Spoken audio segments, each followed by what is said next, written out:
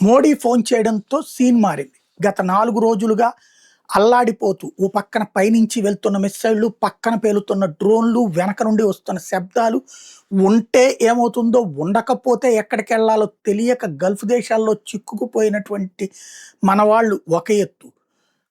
వేరే దేశాలకెళ్ళబోతూ like PV Sindhu లాగా పాపం ఆడటానికి వెళ్తా అక్కడ దుబాయ్‌లో ఆగింది. అది ఆమేం కావాలని ఆగింది కాదు. ట్రాన్సిట్ అనమాట అక్కడ. అక్కడ దిగి ఇంకొక ఫ్లైట్ ఎక్కాల్సుంటది.